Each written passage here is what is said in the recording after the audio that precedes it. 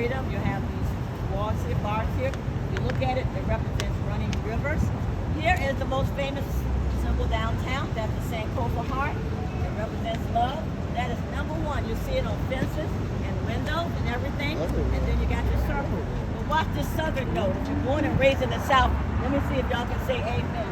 Y'all remember that these hearts right here, there's 3 across, 9 total in the center of the screen doors. Remember that? Mama said you can't go outside, but you stand inside, watch your friends play, and be magic sprinkles. It had all these beautiful hearts. So what am I saying? I'm saying our ancestors left their marks all over downtown. And so when Queen Mother said, look at the Freemasons Hall, did y'all see that?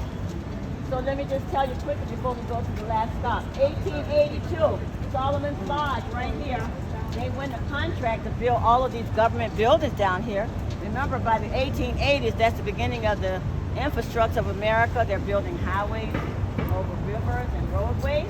And so they win the bid to build these government buildings, and they run an ad in the newspaper. And guess who applied? The same people that built everything down here for 150 years. So the Ashanti are now free, and they apply. And Solomon's Lodge can't hire them. Why? Because you're not white and you're not members of the Mason Hall. So what did they do? They did it just what my dad would say. He was a Greek Mason. He said, people in power know how to fix those papers. So they fixed the papers, and they created a new membership category called, that's what she said, a Freemason Society. So the Freemason Society were us. We were the first Freemason Society of that era because they needed workers. And so this Freemasons Hall, this very one, is where my father used to come to get work. Where all of his brick masons used to come to get work. He said, I'm going down to the Union Hall. I hope they let me some work today. I hope they give me some work today. This is it. I don't know how far East Broad is from here, maybe about 6 blocks. If you go to East Broad and go down about 8 more blocks, you'll see the first Prince Albert's Mason Hall of the Nation. Started from here. So we went and got our own thing. And so I just want to tell you, even here, I just want to show you one more thing, especially since Queen Mother is here and your group, but you'll have to come around to this one because you have to see this wall. And it's an architectural wonder. And I just want to show it to you before we go to the last stop. Because we're here from different parts of the country, and I want you all to see what's going on. So, not to disturb their photo shoot, but I want you all to look at this wall. Does this wall look familiar? Does this wall look familiar? Those are your ballast-stones, right? Yep. Okay, so I got some brick masons that walk with me down here, and he said that's called pressed ballast-stone. They pounded it flat, and then they placed it in the walls. That's one of their styles. That is also inlaid charcoal. That is another talent that we have. That's shaved charcoal, you guys.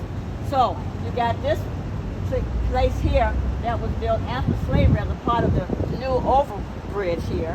So this is 1780s on to 1880s in terms of the construction here.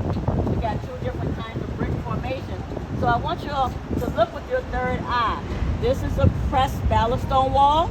And if you turn 180 degrees, this is also another ballast-stone style by the Ashanti. By the Ashanti. Now, how did they do this? They told me they pounded it into a powder. They mixed it, remixed it, and then they came up with that design. Y'all heard me? That's a lot of work. That's what we do. And I want to make an interjection in honor of our Congo ancestors.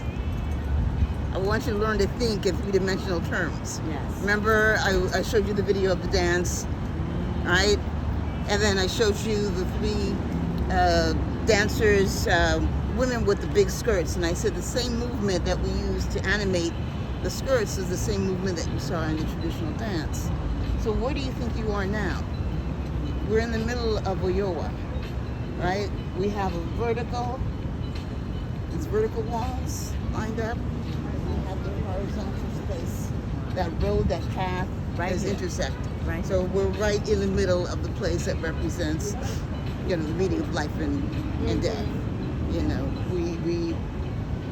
in some ways it's crossroad, and well, it is a crossroad that we are at.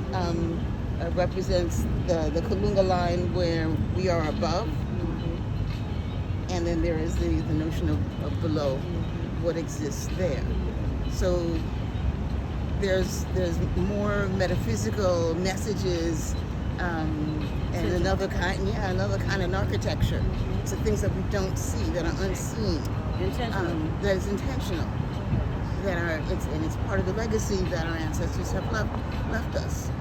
So part of our task, as I said in the discussion the other day, is really to remove that veil and understand that relationship that we have with the heavens, with the earth. How do we map the universe? This is a mapping of the universe, right? And will it not give you assurance when we know these things? It's like you will know your purpose, because you'll know that this is all intentional, left by our ancestors for us to hold on. And know that we are royalty, we're great. So these are the two here, two different styles. Someone told me that was a shackle right here on the edge. And so I said, no, now I'm going to become a detective. That can't be a shackle so high. Yes. We found out by bringing the maritime guys down that is the leftovers of the cotton pulley system, where they had these hooks and this pulley, and they will hook the cotton there to hold the cotton for the load-in. So you just want to trust but verify things, you know what I mean? And you stand right here, like you said, and you got 3 levels. This is one level, and that's the second level. And remember, under that level is where they walked us through on the tunnel. There will come a day, Sister Pat will be long gone, where there are going to be leaderships that's going to uncover all of this information for new generations so that we will know exactly what happened here. At least we started, as Sister Roz and I say all the time, at least we've started the conversations and the challenges we're going to have. All of this here. That's 1904 gray brick. That is ballast stone, and you'll see even there they're putting their marks there. You see? So lots of that. And as you walk this whole river, you're going to see fabulous ironwork there. All of things everywhere. Like they just had a party with a purpose, you know. So keep your chart, because inside the chart you'll be able to look at it and look at your chart.